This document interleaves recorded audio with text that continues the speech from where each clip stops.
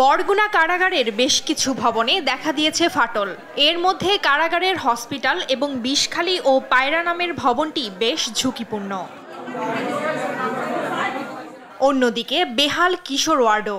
সামান্য বৃষ্টি হলে পানিতে ভেসে যায় মেঝে। আর এসব ভবনেই রাখা হচ্ছে বন্দীদের। আমরা সাক্ষাৎ করতে যাওয়ার পরে দেখলাম যে উপর থেকে পানি পড়ে এবং ভীমে ফাটল, যে কোনো সময় যে কোনো ধরনের দুর্ঘটনা করতে পারে। ধসে পড়লে শতাধিক মানুষের প্রাণহানি ঘটতে পারে।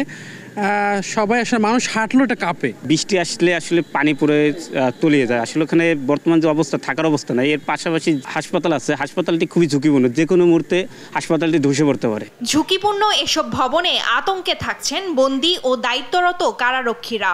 এছাড়া নিরাপত্তা দেয়াল নিচু থাকায় অরক্ষিত কারাগারটি। সবচেয়ে বেশি হলো আমাদের গাইডওয়ালটা। এটা 1968 সনে তৈরি হয়েছে। তখনকার ডিজাইন খুব দুর্বল ছিল, হাইট খুব কম। যে কোনো সময় যে কোনো বন্দি এখান থেকে পালাই যেতে পারে। অতএব এই ওয়ালটা আমাদের খুবই জরুরি। নতুন করে কারাগার নির্মাণের জন্য প্রচেষ্টা চলছে বলে জানান জেলা প্রশাসক। এটা আজ থেকে প্রায় 50 বছরেরও বেশি সময় আগে নির্মিত হয়েছে। তো এমনিতে আমাদের এই কারাগার সম্প্রসারণের প্রক্রিয়া হিসেবে আমরা অতিরিক্ত জায়গা বরাদ্দের বিষয়টা নিয়ে কাজ করছি। পাশাপাশি যে সমস্ত ঝুঁকিপূর্ণ ভবনগুলো আছে, এগুলো আসলে কোথাও সংস্কার করার প্রয়োজন, কোথাও ভেঙে নতুন করে করার প্রয়োজন। বরগুনা জেলা কারাগারের ধারণ ক্ষমতা 200 জনের হলেও বর্তমানে এখানে 300 কারাবন্দী রয়েছেন।